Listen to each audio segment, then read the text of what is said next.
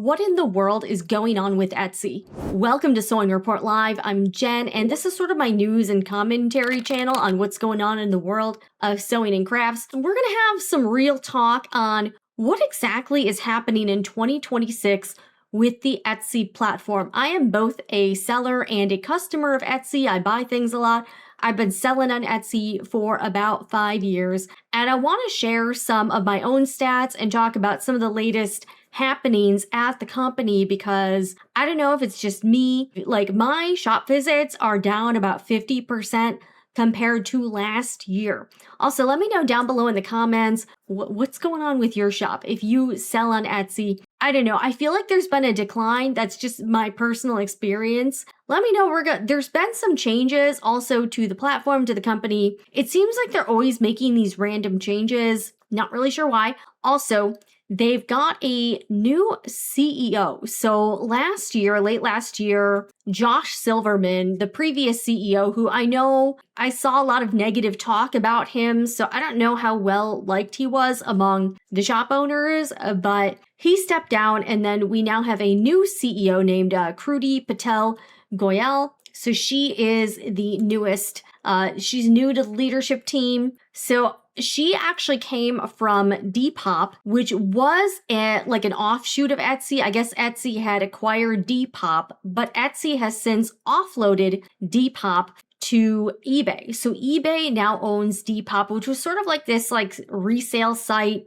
And I think it was more popular with like the Zoomers, with the Gen Zers. I've never used Depop. I don't know if you have, but this is the new and current CEO of Etsy. Okay, so she was the CEO of Depop from 2022 to 2025. Yeah, it's like, okay. And then before that, she did work at Etsy. So at least it's not someone who has no experience with working at the company. And I think Depop is like similar enough to Etsy where it's not like totally out of left field. Like it's not, it's not like she worked at like Wendy's or something, or like McDonald's, something that has nothing to do with Etsy. At least she also worked for a selling platform that was online. All right. So I don't know what her plans are for the company, but this is the newest CEO. We'll see what her vision is for Etsy.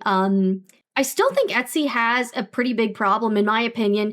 And again, a lot of this video is going to be my opinion and also just kind of a rant. Also, this is not really going to be edited. I'm probably just going to upload this as is. So keep in mind, this is just ramblings of me. Things are really slow for my shop this year. I've operated the Sewing Report Etsy shop where I sell fabric and sewing supplies. I sell a few handmade items, but it's mostly supplies. And I know I've talked about this before, but I am not planning to expand or try to scale up my own shop. If anything, I am planning to sort of like not exactly phase it out, but I am not planning to offer like really a lot of new things.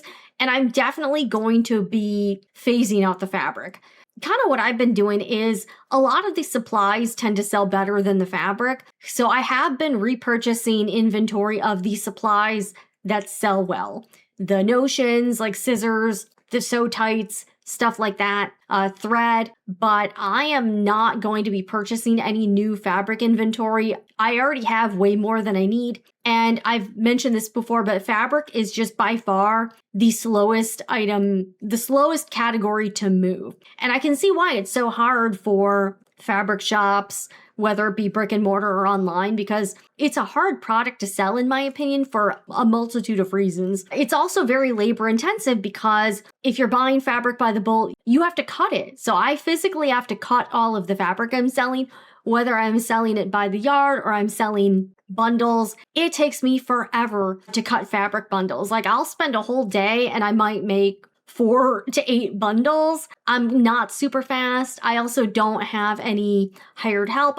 So all of this is just myself. I operate it out of my home. And the other thing with the fabric is that it takes up a lot of space. And it's also very taste specific when you think about it, because if you're doing like prints or even solids, it's a little bit different than, say, a seam ripper or a ruler you're selling, where there's not so many different variations of it, if that makes sense. So I actually think the fabric is, in my opinion, the hardest thing to sell. And I understand a lot of people like to be able to shop in person for the fabric, touch and feel it. And even at the level I'm at, where I don't even have the overhead of a physical storefront and all of those costs, it's still really tough. So I can only imagine it's probably 10 times harder if you have like a real physical brick and mortar store. So that's just my opinion. But as far as my own shop, we're a third of the year through. So yeah, January to April. So yeah, 1/3 of the year is already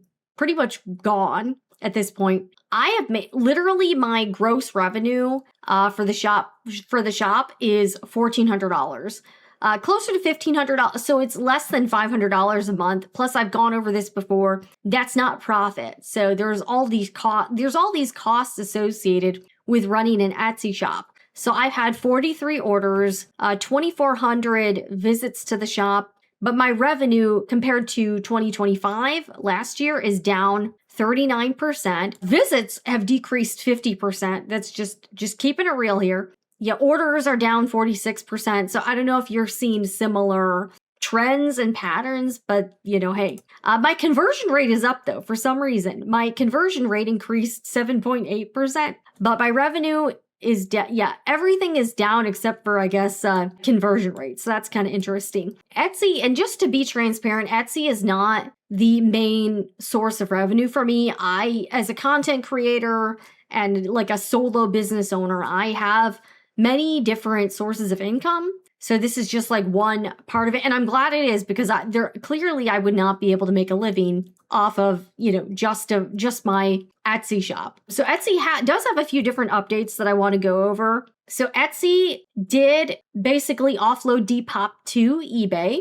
So yeah, it was a leading fashion marketplace with compelling complementary offering and deeply engaged Gen Z and millennial customer base.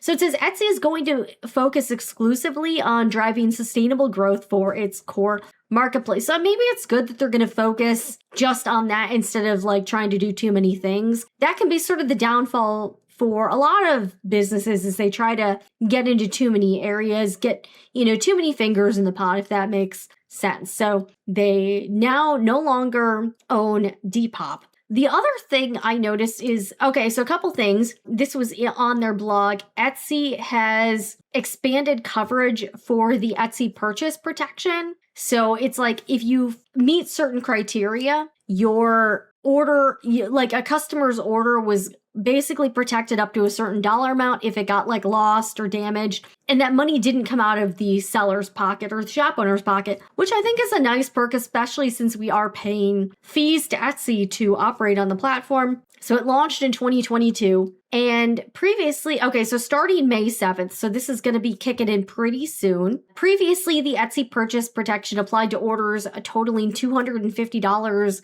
USD or less. Now, all eligible orders can receive up to $250 in coverage, including shipping and taxes, even if the total order exceeds $250. So it says, for example, if a $400 order is eligible and the buyer receives a refund due to an issue outside your control, Etsy will cover at least $250 of that refund, which is kind of a nice thing to do, especially for like handmade sellers. At least that might cover the cost of materials, so you're at least not out that. Or for me, the cost of inventory. So even if I sell an order for $50, the cost of goods for me is closer to like $25 usually. Again, that's not all of the costs though, because there are costs for shipping and for taxes and for all this other stuff, the shipping materials and, software, all this other stuff. So I think that's a good thing. So in order to be eligible, you have to meet Etsy's minimum customer service standards, respond to help with order messages within 48 hours, ship orders on time. You have to use tracking for it. They're going to have more human review for complex cases. A shorter window for buyers to open cases. So now buyers can only open a case with their order for 30 days after the estimated delivery date. I forgot what it was previously. Was it 90 days or 60 days or something? Not really sure. Thank my lucky stars, I've not had a buyer open a case before. I had a few problem customers, but nothing that crazy. They have a clearer late delivery definition.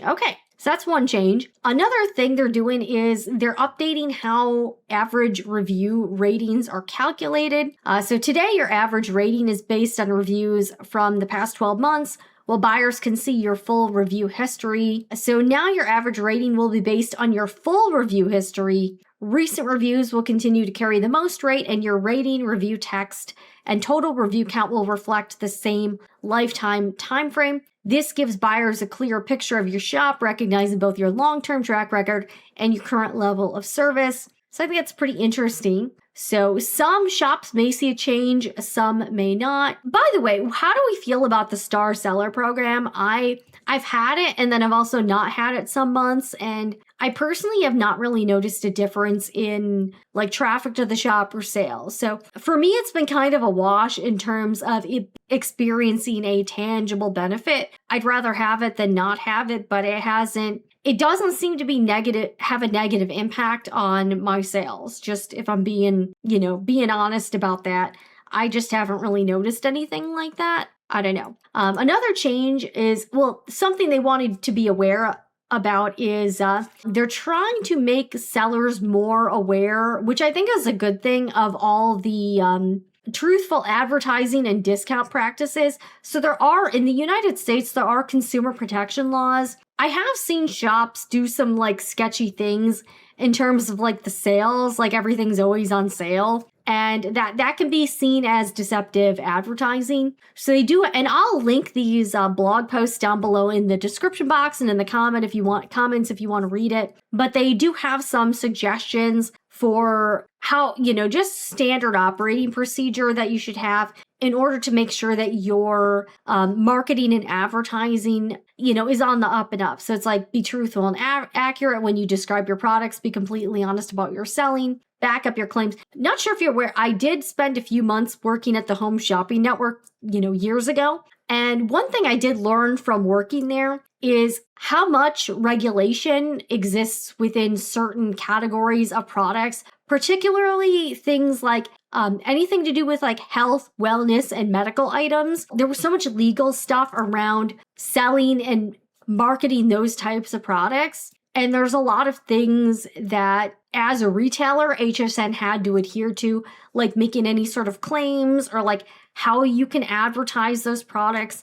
So if you do sell anything within that particular category, you may want to do some research, because there's a lot of regulations and laws about, kind of what you can say, what you shouldn't be saying, especially when it comes to making any sort of claims within how you're advertising and presenting your products. It says like, describe materials and features accurately. All right, use precise language. Okay, don't mislead buyers. And also, it's like, avoid perpetual sales. A sale or discount should represent a temporary reduction from a genuine regular price. You must actually sell the item at its regular price for a reasonable period and in reasonable quantities. Consult with an attorney in your area for more information. If an item is discounted at all or most of the time, the discounted price may legally be considered the item's true price. So I think that's interesting. Don't use false discounting, strike through pricing, up to discount claims. Reviews must be genuine. Don't post fake reviews. Ask others to write reviews on your behalf. And they do link to some guidelines for different countries like the United States, Canada, UK, EU, France, and Germany. So I think this is good information to know. And a lot of people just genuinely were not. I think some sellers, especially if they're younger or they haven't been in business for very long or they're inexperienced, you may not be aware of this, but this is something that you should know. Also, a while back here on the channel, I did interview an attorney who practices in the e-commerce space, Rob Freund. Check that out, because we had a really good conversation about what's legal to make and sell. And we talked a lot about different laws, copyright, trademark, all that stuff. So it's a good conversation, and it was great information if you are trying to, if you have questions about selling things based on popular intellectual property. So check that out. And the other thing that is probably going to affect a lot of us here in the States is that the Postal Service does have a transportation-related time-limited price change. So on packages for at least for the rest of the year. USPS will be introducing an 8% increase affecting packages. Now, if you do use like Etsy labels or like something like Pirate Ship like I do, I don't know if it's going to be the full 8% because you are working on discounted rate, but it is affecting Priority Mail Express, Priority Mail, Ground Advantage, and Parcel Select. So that is going into effect April 26th, and it will remain in place until January 17th, 2027. So it's due to the cost of transportation costs increasing. So a lot of changes with Etsy and with online selling. Let me know what you've been experiencing down below in the comments. Also, make sure to follow the guidelines for posting. I will put those down below in the comments. I know it's been a hot second since I uploaded anything in here. Basically, I think from here on out, I'm going to be, anytime there's something I want to talk about, I'll probably upload that to this channel. The regular Sewing Report channel will be focused just on that type of content and less on like commentary or like things happening within the industry or this space. I'm Jen with Sewing Report Live, and I hope you found this helpful. Let me know what you think, and I will see you again in the next one.